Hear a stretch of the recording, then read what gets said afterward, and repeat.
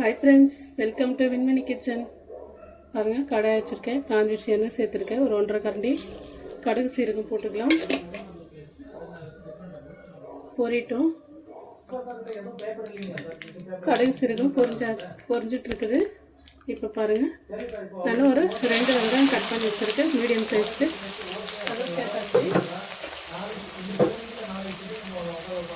பூண்டு ஒரு பெரிய பூண்டு நசுக்கி வச்சிருக்கேன் தோல் உரிச்சு, கருவேப்பிலை. இப்போ இதை நல்லா மிக்ஸ் பண்ணி விட்டுக்கலாம். வதங்கட்ட கொஞ்ச நேரம் வதங்கட்டன்னு பார்க்கலாம். இது பாருங்க சாதம் வச்சுருக்கேன். சாதம் வெந்துட்டு இருக்குது. இதில் ஒரு சின்ன டிப்ஸ் சொல்கிறதுக்காக தான் இதை காமிக்கிறப்போ. இப்போ இந்த சாதம் வடிக்க போகிறேன் நான். பாருங்க சாதம் வந்து வடிச்சிட்டேன். சாதம் வடிச்சாச்சு. லைட்டாக தண்ணி இருக்கும் இதில். இப்போது இந்த தண்ணி ஃபுல்லாக சிந்தணும்னா இப்போ நம்ம என்ன பண்ணணும்னா 1 நிமிஷம் பாருங்க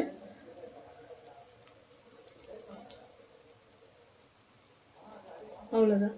2 இல்லை பாருங்க சும்மா ஒரு 2-3 செகண்ட். இப்போ இந்த வீடியோ ஆன்லேயே தான் இருக்குது ஃபுல்லாக. இந்த டைம் வரல இந்த சாதம் வடிச்சிட்டு இந்த அடுப்பை வச்சு சூடு பண்ணோம்னா அதில் இருக்கிற தண்ணி எல்லாம் சுண்டிடும். கேஸ் ஆஃப் பண்ணிக்கிறேன்.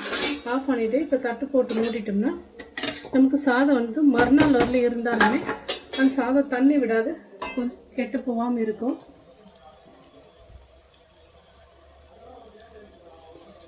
இது வெங்காயம் நல்லா வதங்கியாச்சு. அதுதாங்க அந்த சாதத்துக்கு ஒரு சின்ன டிப்ஸு.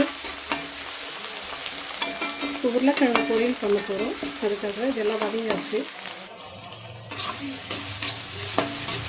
சாரி வீடியோ ஆன் பண்ண மறந்துட்டேன். ஒரே ஒரு தக்காளி இது ஆப்பிள் தக்காளி கொஞ்சமாக கல்லுப்பு போட்டிருக்கேன். இது வதங்கிட்டு வெங்காயத்தூள், மஞ்சள்,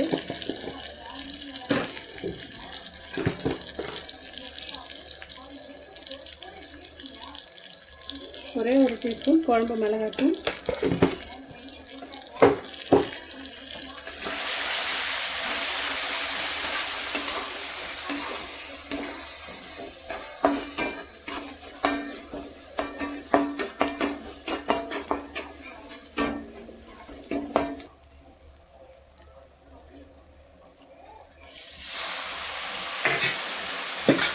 நான் ஒரு குழம்பு கட்டி தண்ணி தான் ஊற்றிருக்கிறேன். ஏன்னா அளவுக்காக தான் அதில் காமிச்சேன்.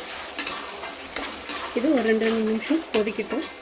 கொதிச்சுக்கிறதுக்கு பார்க்கலாம். எண்ணெய் பிரிஞ்சு வர உப்பு கொதிச்சு விடுவோம்.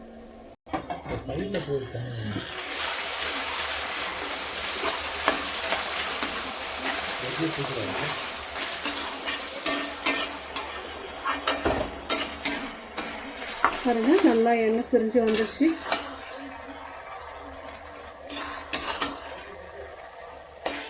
சூப்பராக இருக்குது பார்க்கவே. இப்போ நான் இந்த பேபி பொட்டேட்டோ போட்டுக்க போகிறேன். உருளைக்கிழங்கு இது சீசனில் மட்டும்தான் கிடைக்கும். இந்த உருளைக்கிழங்கு எல்லா நேரமும் கிடைக்காது நமக்கு.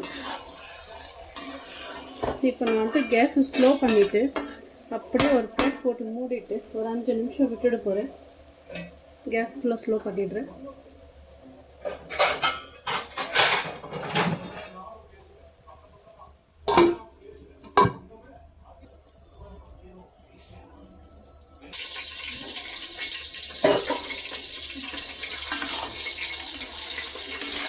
சரிங்களா, ஒரு முறை இப்படி மிக்ஸ் பண்ணி விடலாம். இந்த நேரத்தில் வேணுன்னா நம்ம கொத்தமல்லி போட்டுக்கலாம்.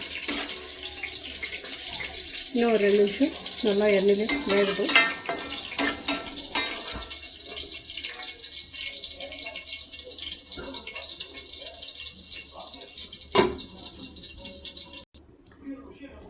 கேஸ் ஆஃப் பண்ணிக்கலாம்.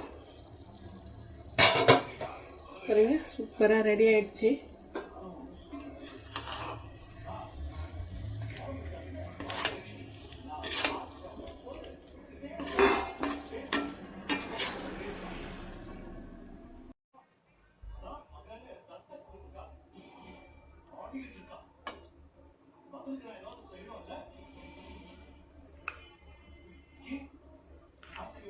Gracias.